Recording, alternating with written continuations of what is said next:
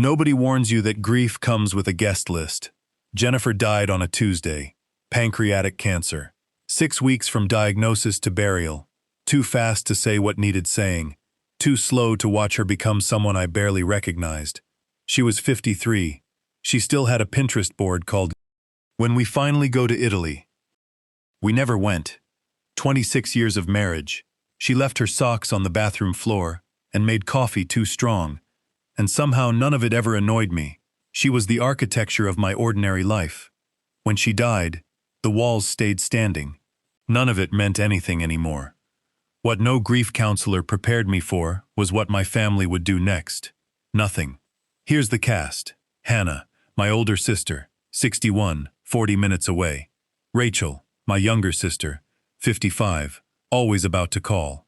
Brooke, my daughter, 28, 45 minutes away with her husband and 2 kids. Austin, my son, 26, 12 minutes from my front door. 4 people, close enough to matter. 2 of them my own children. They came to the funeral. Free food, socially acceptable tears. Hannah told me, "James, if you need anything, you call us." I believed her. I didn't yet know how narrow that promise was. Grief made me a cook. Jennifer had always run the kitchen. In her absence, I found I was good at it, and that standing over a stove was the closest thing to peace I had left. I made pot roast, lasagna, her stuffed peppers, packaged it all into containers, and invited people over. That first Sunday the house was full. Noisy, kids running around, Hannah and Rachel bickering about 1987. I thought, okay, we're going to be okay. I had no idea how badly I was misreading the room. The Sundays kept coming. The people stopped. Not all at once. A slow dimming nobody could quite name. Hannah lasted 6 Sundays before conflicts appeared. Rachel's visits thinned to nothing. Brooke and Morgan were swallowed by their kids' schedules. And Austin, 12 minutes away, I drove it once just to check. Stopped after 3 months. I called him one November night. He let it go to voicemail, texted back 2 hours later. "Can't tonight, rain check." The rain check never got collected. I counted. That first year, 4 people called me a combined 11 times. Hannah, 3. Rachel, 2. Brooke, 4. 2 of those accidental pocket dials. Austin, twice. One of them to ask about his old camping gear. I didn't go quietly. I kept calling, kept cooking, drove to Brooke's uninvited, and sat in the driveway too embarrassed to knock. When she finally opened the door, she looked at me like she'd forgotten I existed. "Dad, we were just heading out." They weren't. I drove home and ate pot roast alone in Jennifer's kitchen. I never stopped calling it that, and went to bed at 9. Year 2 became year 3, then 4, then 5. My freezer filled with containers nobody came to eat. My therapist told me to set boundaries, to say what I needed, so I tried. I told Hannah I was struggling, lonely, invisible. She said, warmly, uselessly, "You know we love you, we're just busy." I told Rachel the same thing. She cut me off. "You have to stop being so sensitive. We have lives." I thought about Jennifer's hand on my knee in the car, saying nothing, just being there. Then I thought about being told I was too sensitive, and something in me went quiet in a way I didn't recognize yet. Year 7, Austin called, actually called, needing $26,000 in 2 weeks for a business mess he wouldn't explain. I gave him every penny, because he was my son, because some fool part of me thought this might be the crack that let the light back in. For 2 years, while he paid it back in installments, the calls were regular. The day the debt cleared, the phone went silent again.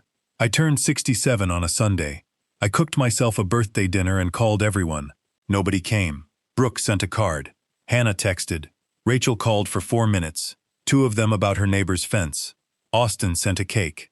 I sat at a table set for 6 and ate alone, and I asked Jennifer, out loud, what I should do. She's been gone 10 years. She doesn't answer anymore. I finished my pot roast. I did the dishes, and over the following weeks, quietly, I made up my mind. I told no one. I hired a realtor from 3 towns over and had the house assessed, $430,000. The house where we'd raised our kids and hosted a decade of empty Sundays. I said list it. It sold in 3 weeks, cash, to a young couple with a baby on the way.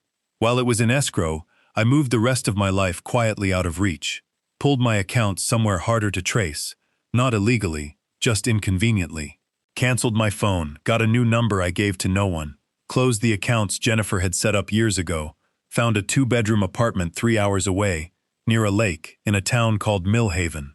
The kind of place where nobody asks questions because everyone there is running from the same kind of silence.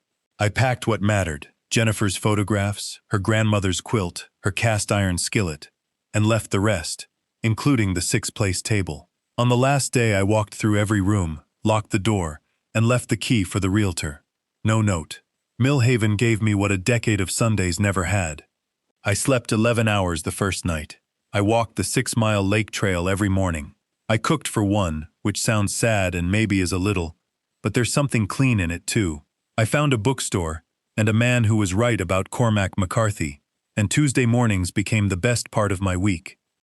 6 weeks later, Hannah tried my old number and got nothing. Brooke called the landline, disconnected.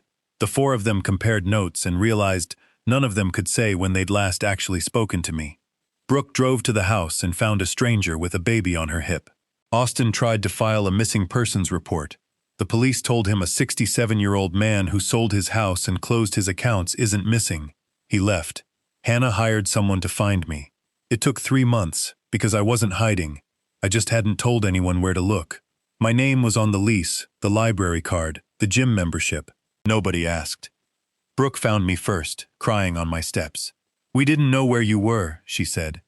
"That's sort of the point," I told her. She asked how I could do this. I asked her when my birthday was. She got the date wrong at first, then corrected herself. "How many times did you call me last year?" I asked. Long silence. 4, she said. 2 were accidental. I told her everything. The 10 years of Sundays, the driveway, the frozen containers, the money I gave Austin, and watched him vanish again, once the debt was paid. "Your mother died," I said, "and you all moved on. I understand that. But I didn't disappear. I was right there, and you just stopped calling." She apologized. I told her I knew she meant it. Right now, because I wasn't where she expected me to be. Hannah came 2 weeks later. I let her buzzer ring 3 times before answering. I'm not a monster. She sat in my clean kitchen expecting to find wreckage, and found a man who'd slept 8 hours. I asked her the same question. How many times in 12 months? 3. 40 minutes away, 3 times in a year. "I'm sorry," she said, and meant it. Hannah was never dishonest. It just didn't move me the way it once would have. "Are you going to forgive us?" she asked. "No," I said. "You had 10 years to be my family. You were busy. Love isn't the same thing as access. You don't get to ignore someone for a decade and collect forgiveness like a package you forgot to pick up." Rachel called and told me I was being selfish. I laughed, a real laugh. I reminded her of the exact words she'd used years earlier. "Stop being so sensitive, we have lives." I took that advice, I said. I stopped feeling things about it. Then I left. I told her goodbye, and I meant it completely. Austin came last, 3 hours drive, my camping gear in a bag, looking like he hadn't slept in days. He told me the truth I half expected, that every time he looked at me he saw Jennifer, and it hurt too much, so he stopped looking. And then months became years and he told himself he'd deal with it later. I believe every word of that, I told him. It doesn't change anything. I explained the money, the disappearing act the moment the debt cleared, the years I'd spent counting days. There's no way back, I said. Only a way forward. 2 people who share a history. Dinner once a year somewhere neutral. That version of me who waited by the phone is retired. "That's not a father," he said. "That's a stranger." "Yeah," I said. "It is. Welcome to how I felt for 10 years. He left before noon. He didn't take the camping gear. I haven't thought about it since. I want to be clear. This wasn't a breakdown. It was clear-eyed and deliberate. I gave them 10 years of evidence I was still here. I gave them warnings, and was told I was too sensitive. I gave them money, Sundays. A father who kept setting 6 plates because hope is a hard habit to kill. And then I killed it.